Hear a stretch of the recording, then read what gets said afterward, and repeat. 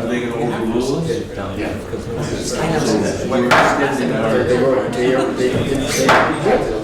Okay, I'd like to start the hearing. I'd like to hear. We need to address Okay. that. It's 5:08 p.m. on Tuesday, January 23rd. Earlier this month, on July 3rd, 2024, we posted an agenda notice of a public hearing to be held tonight at 5 p.m. at 450 Child Street, on the boardroom of the Bristol County Board of That Authority. was January. What did I say? January 23rd. January 3rd. You wear a lot of hats. Yes. It starts with a J anyway. There was an agenda posted on January 3rd, 2024, for a hearing to be held tonight on January 23rd, 2024 at 5 p.m. The hearing tonight is on the Bristol County Water Authority's rates, fees, and charges. We'll be having a presentation. Any members of the public who will be here tonight are welcome to make comments after the presentation. I'll turn it over to our Executive Director, Steve Puccio, to do his presentation. Okay, good evening, everybody. I have a brief presentation for the public hearing for the proposed rate increase for fiscal year 2025 to support the budget that was approved by the board on December 6th, 2023.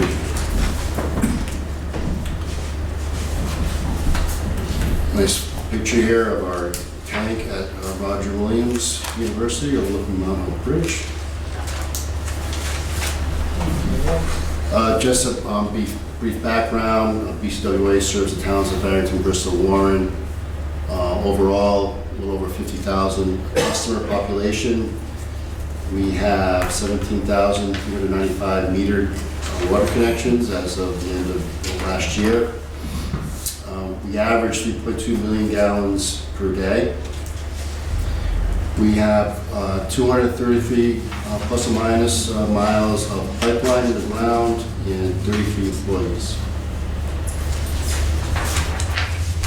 We have a strategic plan, and four major strategic initiatives of that plan are to continue to maintain high quality water and secure an alternative water supply source. Continue to provide exceptional customer service, continue to enhance information management systems to improve operational efficiencies, and continue to ensure our financial stability.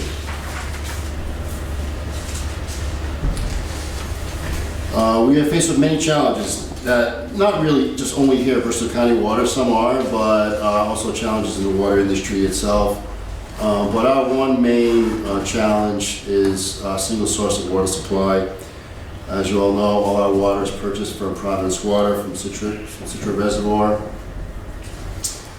We are dealing with aging infrastructure, as many areas this part of the country are, with many old cast iron pipes in the system, and we have areas of the system with very low pressure. The costs of necessary infrastructure upgrades continue to increase, not only in materials such as pipe, valves, hydrants, etc., but one of the larger cost drivers that we've been seeing recently is the cost of making final repairs to the roadways. The towns and the state require pretty robust pavement replacement, and those are becoming pretty significant cost drivers to our pipeline projects. There's limited state and federal funding available for pipeline work. We're also in the process of divesting ourselves from obsolete infrastructure, that being the old treatment plant and the dams, to not only eliminate financial burden, but also the liability of having to maintain those systems that are no longer needed. We have an increased need for security, both within our hard facilities, but also in the area of cyber. We have to maintain a stable and well-trained workforce. This has become an issue not only here, but nationwide, of finding well-trained employees to keep them here. It's very difficult to find people wanting to get into the water business today. And we have, as reported in past years, a declining trend in water usage and water sales. And we've seen this graph before, and last year was really no different. Fancy pointer here, you can definitely see, since FY 2001, there's been a pretty significant decrease in our water sales.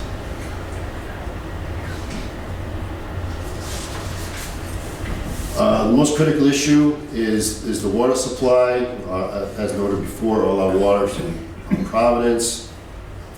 We purchase roughly 3.2 million gallons per day on average. And what are the risks associated with that? Well, the risk is, what if there's an issue with the Providence treatment plant, or if they have to reduce their flow, or if something happens again to our pipeline, as it did back in 2019. As you know, our 24-inch transmission main, which is 160 feet below the Providence River, sprung a leak, and that pipeline was repaired with an 18-inch PVC slip line pipe. So that is our main source of supply to serve Bristol County Water. The connection with East Providence has helped reduce that risk somewhat. However, we're still solely relying on a single source of supply, that being Providence Water. So Bristol County's solution to that has always been to connect to the Pawtucket water supply, and that way we would have access to two separate high-quality water supplies. We would take a minimum usage because we'd always have to flow some water through these large pipelines, and then we would purchase the balance from the least expensive. Phase 1 was completed in 2022, so we do have a 24-inch interconnection with East Providence, and we are in the process of designing for Phase 2, which is a 30-inch main connection. The Phase 2 project is a significant pipeline project which consists of 5 miles of 30-inch pipeline proposed to be constructed along with East Providence. The pipeline will run through East Providence from their tank facilities at Kent Heights and head north, mainly on Pawtucket Avenue, to the Pawtucket East Providence line. The cost estimate for that project is around $50 million. And that route now has been completed to a 60% design phase. Here is the route, the design route, and you can see the number of challenges here. Starts at the Kent Heights site. This is Pawtucket Avenue here.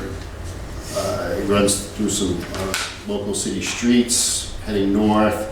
So it gets to, this is Warren Avenue, and then you have Interstate 195.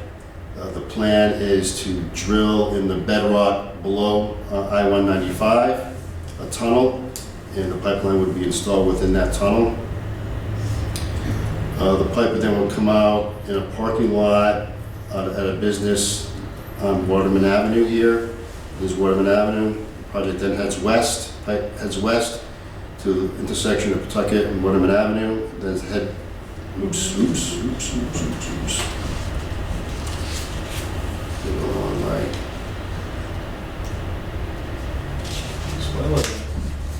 What? Back. Okay. Sorry about that. Getting too fancy with the right pointer. First time using this. And then head north on Pawtucket Avenue. It's the high school, Route 44 Taunton Avenue. Heading north here. This is a continuation. The project crosses 10-mile river at this location here, so it's going to require a utility bridge for the pipe.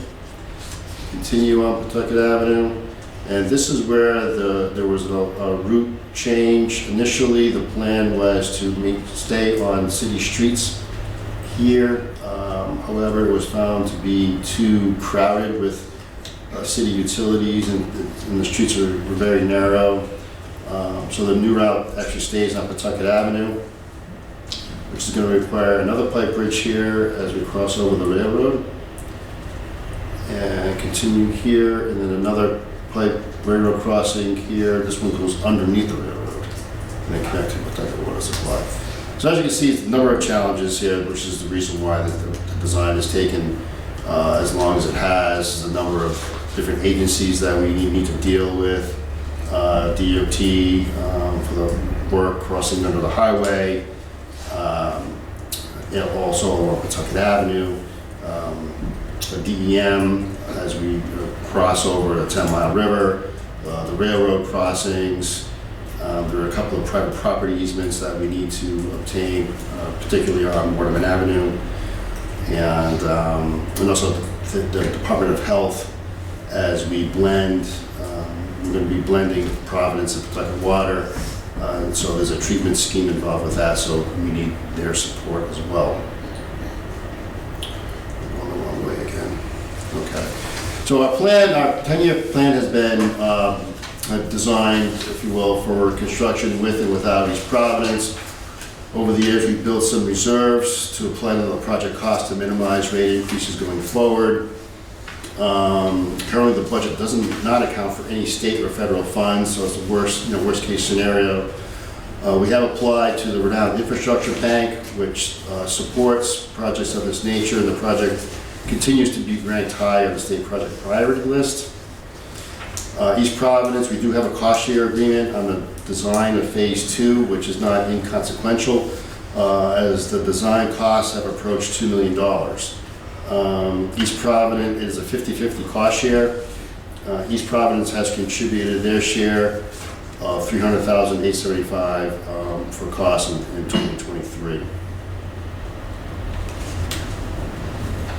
Within the distribution system itself, we continue to replace and clean our old cast iron pipes. We have a picture here of kind of before and after pipelines that we clean and line. The work is to improve reliability, to minimize shutdowns and things like that, minimize breaks.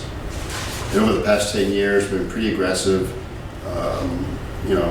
rehabbing nearly 100,000 feet of pipeline. There's a whole list of the work that we completed in 2023. I won't go through all that, but 2.2 miles of pipeline rehabilitated. All the work that we do for a lot of this pipeline work, we do the design work all in-house with our wonderful engineering staff, and so we put all those plans and specs together and see, get some cost savings that way, not hiring outside consultants for this type of work.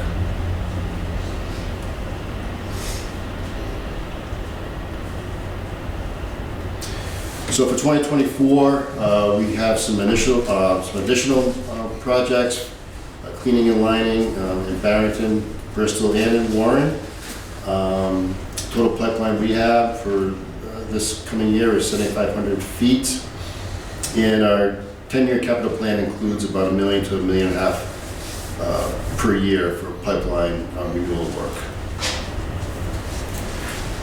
In addition to the pipeline renewal work, we're also going to be taking on a new initiative due to the EPA's revised lead and copper rule in the state of Rhode Island's Lead Prevention Act.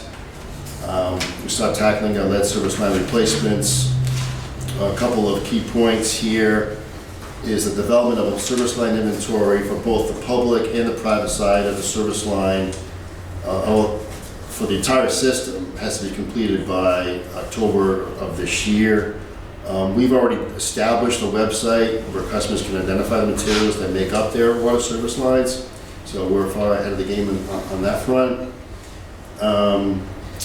But the definition of lead service line was modified as well, so that the entire length is required to be replaced which requires us to work with customers to not only replace on the public side, but also on the private side. And so we're putting out a project for this year. We're going to start contacting those customers that have these types of lines on their homes. And we budgeted $2 million in the capital improvement program for the next 2 years with the objective of removing all lead and possible lead services in accordance with state and federal regulations. The law requires all these be done within 10 years. We want to get this done in 2 years. And just to show, what the public side versus private side is, you have a curb stop here, here's the water main. And Bristol County Water, it's very rare that we have an entire lead service line. We may only have a handful of something like, a handful of those. Most of our lead lines comes with this lead, they call it lead gooseneck connector. But with the Rhode Island law, even if you just have a lead gooseneck connector that tied in, and if this is all, I'm just driving me crazy here. Other way.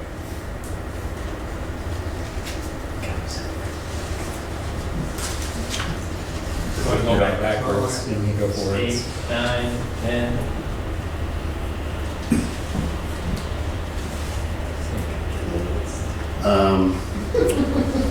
Maybe I should use the pointer. You're getting a stick.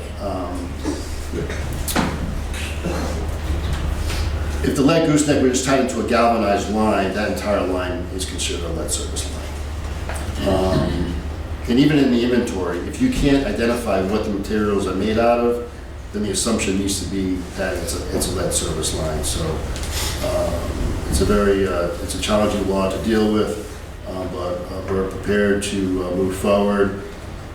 And thanks to the board, we'll be offering a financing program to the customers on the private side, a 5-year, no interest loan, a loan for $5,000, must be $5,000 per location. And they'll be working with our contractor. Another project that we've been reporting on for the past year and a half now is the Hope Street Pump Station. This project is to improve the pressure in sections of Bristol area, to improve the pressure for 1,000 customers in this area. The project, as you all know, was delayed due to supply chain issues, notably with electrical components. All those components are now available, in place, and work is continued, and knock on wood, hopefully within a couple of months we can start testing all the components in the station.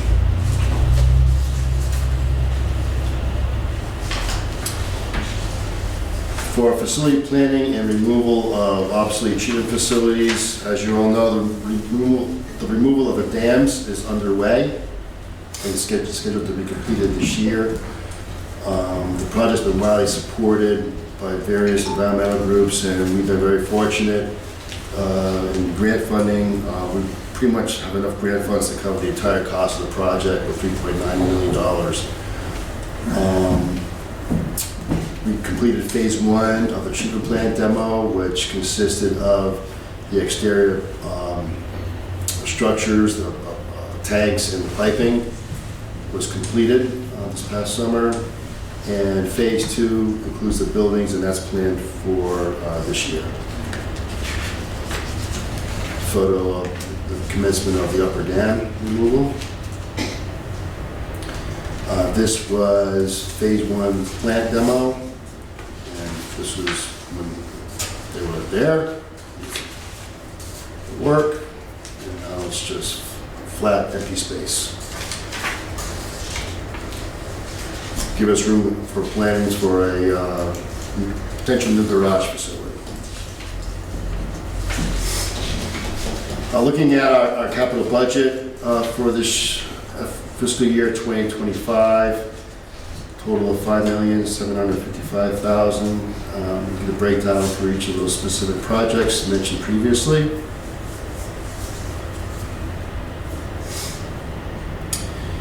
Our O&M budget for FY25 was just a small increase of less than 1% from last year's budget.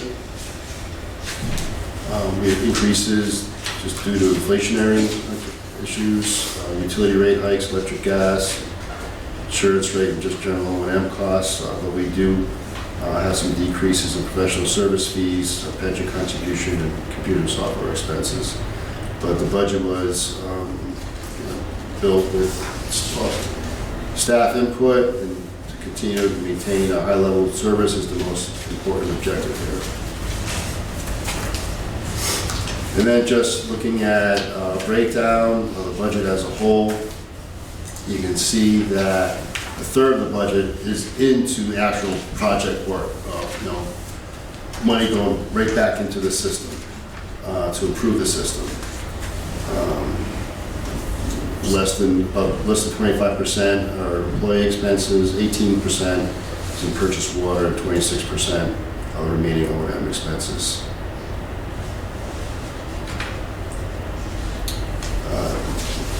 The numbers there, we have revenue requirement of $16,339,228, and to support that budget for FY25 is proposed a 5% rate increase to support the revenue requirement and our 10-year financial plan.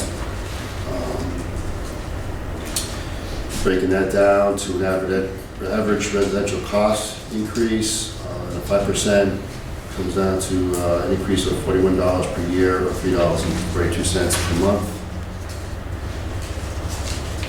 So in summary, the budget meets our objectives of continue to secure our water supply, continue our infrastructure projects for improved water quality and reliability, continue to provide outstanding customer service using the latest meter technology, and to ensure our financial stability by maintaining reserves, bonding, and to reduce future rate increases. And again, the rate has to account for reductions in consumption. Questions? This information can be found along with our projects at our website, www.pcwalive.com. Thank you.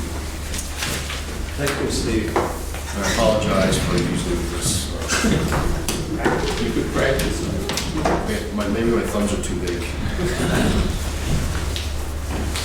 Well, thanks for putting that presentation together. I found, in reviewing it before coming here tonight, found it to be very clear and concise representation of the work that's going on here and the support for the budget that's being proposed. I'm looking around the room and I'm not seeing any members of the general public. Are there any members of the general public who are here tonight and want to make a comment or have questions?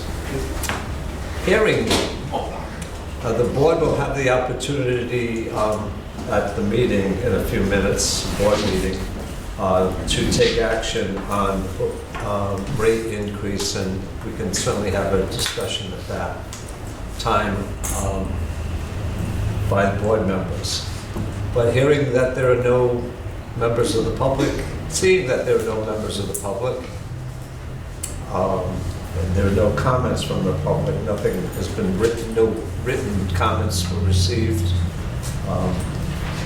I'll call the hearing to a close. You need a motion for that? No, no. Just closing the hearing. It's closed.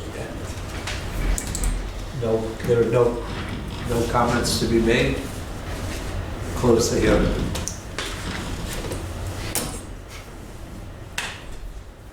The end.